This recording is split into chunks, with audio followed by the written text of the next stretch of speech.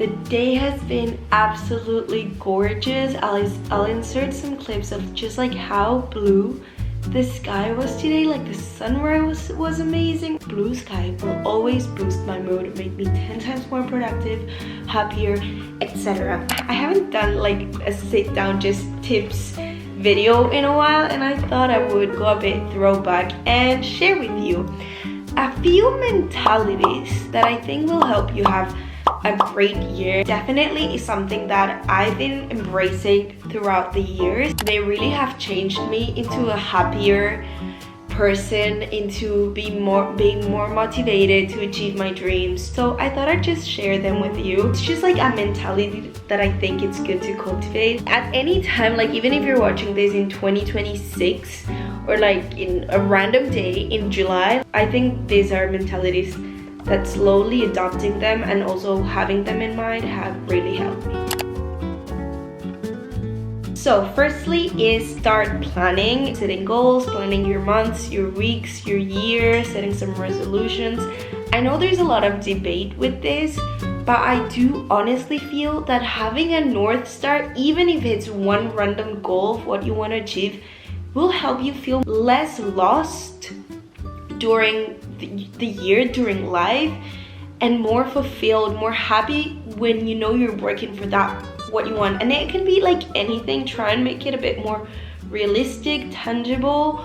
Maybe try and think about a long-term goal, then think about how you can achieve that long-term goal in the medium term, and then in the short term, what do you have to do like in these days, in this year, to like make your long-term goal happen. It can be something as like becoming a runner or becoming a reader, like anything. I think especially in your 20s when you're navigating in kind of an unknown period, it's especially important because, for example, in school, school sets your goals for you. Your goal is to finish the year. Your goal is to pass your courses so you can move on to the next year. But when you're out of that and you are in a corporate job, or you're just like out of any education system, nobody's putting goals for you. Nobody's setting you in any direction. It's you who has to decide. And that's why I think it's important having something to work towards and track your progress. I think it's really important. Second, reflect on the year before. I think that is also very important.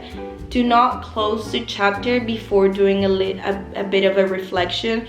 Once again, you don't have to write anything down. I think it is helpful, but if you just one day in bed before going to sleep think about like, how was 2023 for me? What were the past weeks like? What did I achieve? What do I like to improve?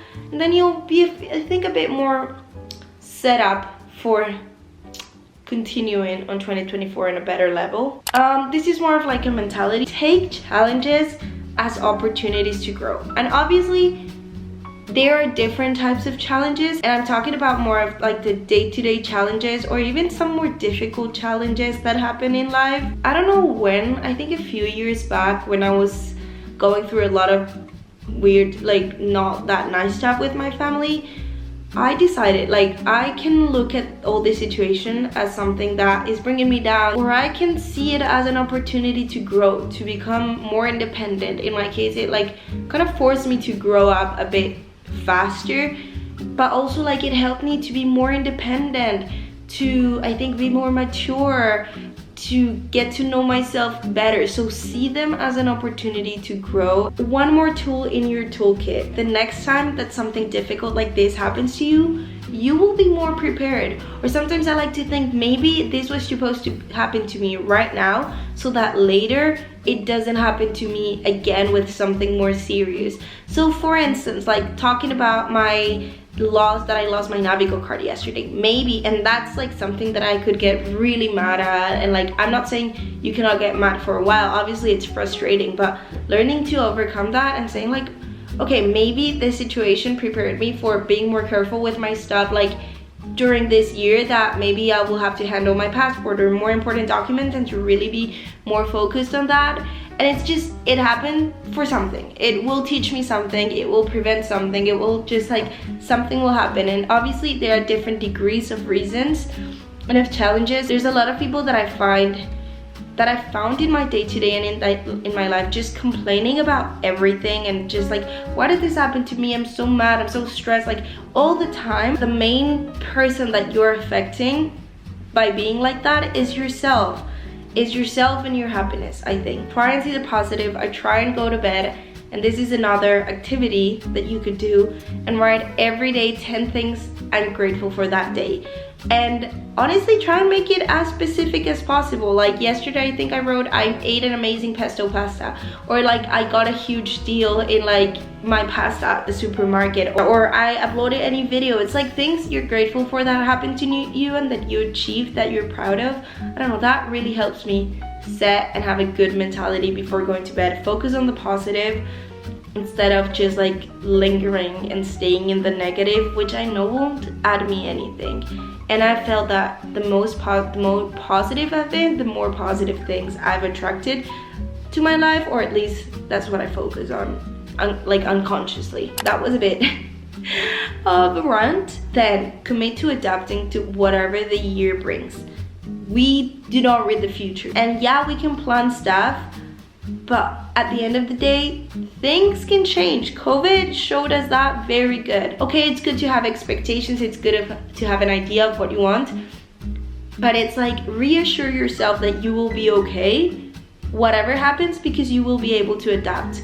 Once again, I think that's helped me a lot in general, and I think I learned it from living abroad the first time since I was very little. I always know that things won't be exactly as I imagined them, because that's not real life. Some things will be similar to what you imagine, some things will be completely different, and different does not necessarily mean wrong. Like different can mean very, very good, and just like being open to that, I think it will help you a lot. And I don't know, it's helped me in my life once again to feel happier and be a more positive person. And then the last one that I would say, that is something that I think I'm improving a lot, but I definitely, out of this list, it's one of the most difficult ones for me, is the idea that any process that you're in, any goal you're searching, any whatever, is full of ups and downs. It's not a straight line up, and it's not like if you improve, you'll keep improving and never go down, because all processes are like this.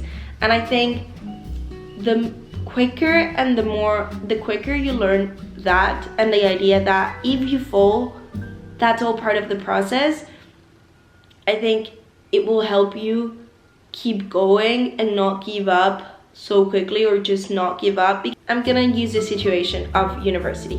Like you're doing really good and then you fail the test, and you sometimes feel discouraged because you feel like, oh my god, I was doing really good, now I failed again, now I'm a failure, and like I cannot believe it, and you get frustrated. But it's because you have to learn that process is full of ups and downs. And once again, yeah, it is frustrating, but the only way to keep improving is not getting stuck down there and just like giving up and saying, I'm gonna fail this class, I don't care. It's just keep trying and keep going up again, because you know that the process, that there's downs, it means there's higher ups, and slowly the downs will be lower, but then shorter. And if you see a tendency, like the line from far away, you'll see that you're actually going up, you're actually getting where you want. But it's not, maybe it's gonna be super fast, maybe it's gonna be a bit slower, and you have to be open for it. And also, you have infinite chances to keep going and to keep trying, and eventually you'll find sections in which